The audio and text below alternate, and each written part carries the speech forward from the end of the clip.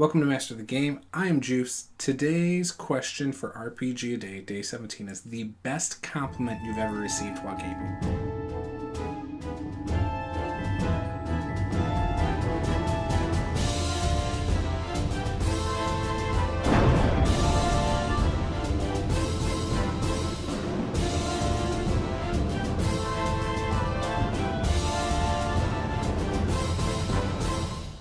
Make sure you head on over to rpgjuice.com, where you can get caught up on the latest videos, the latest news, and blog posts from Juce himself.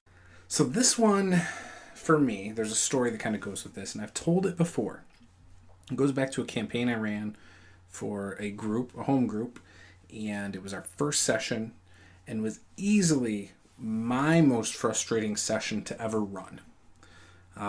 Followed by the second most frustrating session, which happened to be the second session with the same group. So we had 6 players, which was a lot. For Alex, he had played before, and Matt, he had played before, but they were still fairly new. Alex's now wife at the time had never played. Jordan and his now ex-wife, they had a lot of experience, and then obviously my wife and I have played quite a bit. And I expected the veterans at the table to be polished, to know how to play. I assumed wrong. So what happened was they all decided they wanted to start out not knowing each other, which typically for me is a huge no-no. In fact, I like to start my home groups especially together. It just seems like then you can get into the play a lot quicker, and the banter and the back and forth tends to usually go better. Now, if you have a group you trust, obviously you don't have to do this. But, again, this was a mistake I had made. And this is about 3 years ago. And so when we started playing, they were all in a tavern. Or coming down from their room or whatever. The rogue in the party did typical rogue things. We had a bardic troupe of dwarves on the stage known as the Fellowship of Rock, and they had a helmet at the front of the stage for anyone who wanted to give them coin. The drinks were flowing. There were a lot of people in this tavern that night. This is a hot act in my world. And so Jordan, the most experienced player at the table, or one of the most experienced, his character, being the rogue that he was, with his +7 in sleight of hand or whatever, and +7 in stealth and all that, snuck up to the front of the stage, decided to act like he was putting a coin in, only to take a handful of coins, and he rolled a 2 or 3 on the die, I believe. Obviously, that's not good enough. So I said that he knocked the helmet over, and they saw his hand full of coin. And yeah, the troupe stopped playing, focused their attention to Jordan's character, and long story short, a whole brawl unfolded.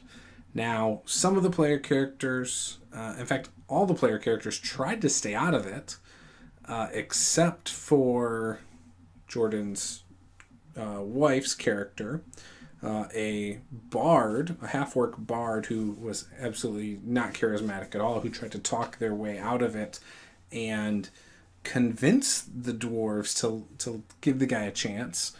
And it ended up being a fight. So anyways, those two, I believe, got thrown in jail. Another character decided she wanted to go to her temple. Anyways, they all went different ways. So I said, okay. In my head, I was like, how can I bring this back together? I figured the tavern would have been a great place for them to come together, especially since there were only a few seats open and they were all nearby. And I had a plan to bring them together that I didn't even get to because it escalated so fast right out of the gates. One of them decided to go to their church, and that was Alex's wife's character. The guy she had looked up to, her priest or whatever there, gave her a scroll and said, hey, you're supposed to meet this person over at the town hall, which just so happened to be right outside of the jail. And another character in the party had already said that they were supposed to meet somebody. And I think that was based on their trinket or something. I can't remember. And that was my wife's character. And so that's how they came together. We had a barbarian that I think he ended up being locked up too. But anyways, so the whole session, right? I'm trying to get them back together. So I got them back together right there. Well, then the rogue breaks out of jail. And anyways, it was a nightmare. So then he went to his thieves guild instead of seeing the same people from the tavern, which I even mentioned, hey, your character notices a bunch of the people from the tavern last night who tried to step in, and some of them who were just there. What do you want to do? He's like, I want to go to the thieves guild. So he completely ignored that, hey, everyone except for him's right there. So he went to the thieves guild and got a mission. He ended up going, and he had the price worked out with the thieves guild, how much he would get rewarded.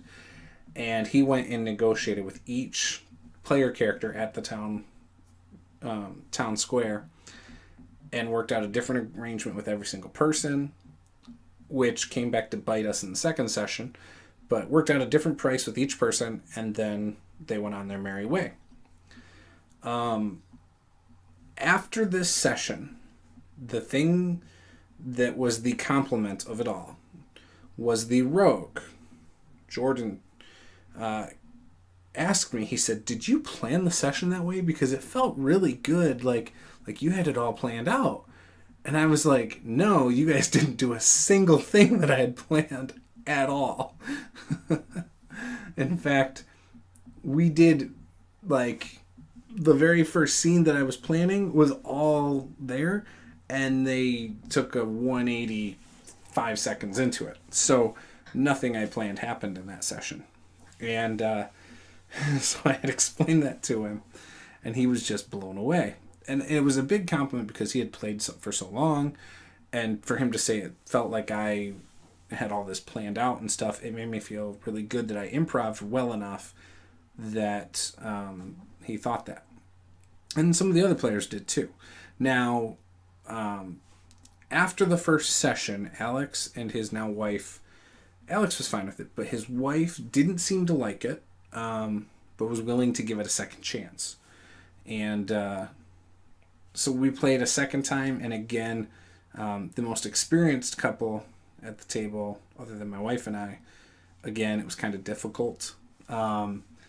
And so, needless to say, Alex and his wife didn't want to come back and play anymore, and so the group fell apart after that, unfortunately. So yeah, and we had it where the rogue argued with our paladin about how much gold was negotiated before. They both wrote different things down in their notes. The rogue got caught stealing again, this time from a merchant in front of multiple guards at a festival that I said there's multiple guards here watching you. He still went for the steal. Their law, which I even made apparent before this, was that your arm was going to get cut off if you were caught stealing, like all these things. And he still did it. And the paladin was pissed, and the paladin stepped in and talked it down. This is after he was screwed over. And, or did he step in? Maybe he didn't. I don't remember. Something happened. But anyways, yeah, it was bad. It was bad. I was willing to continue the campaign after that, because I think once we got going, I think it would have gotten better. And I also think I was going to have to talk to him about, hey, you can't steal from everybody. But we didn't get that far. So anyways, the best compliment I ever received was the most chaotic session I ever had, the most frustrating session for me. The players said that it felt like I was really well prepared, and I wasn't. So that was a big compliment. Obviously, running a YouTube channel, we get compliments a lot. I haven't gotten as many in recent years, but I used to get a lot of compliments about, when I've run games online, or even some of my tips videos, I get a lot of compliments. So that always feels really good. I really like to help people become better players, dungeon masters, and I just like to talk about RPGs. I love talking to you guys.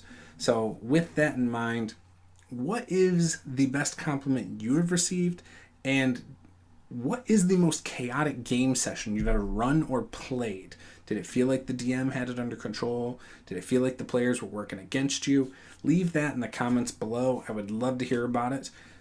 This is Master of the Game. I am Juice. Be sure to hammer that like button, smash that subscribe button, and I will see you next time. Game on.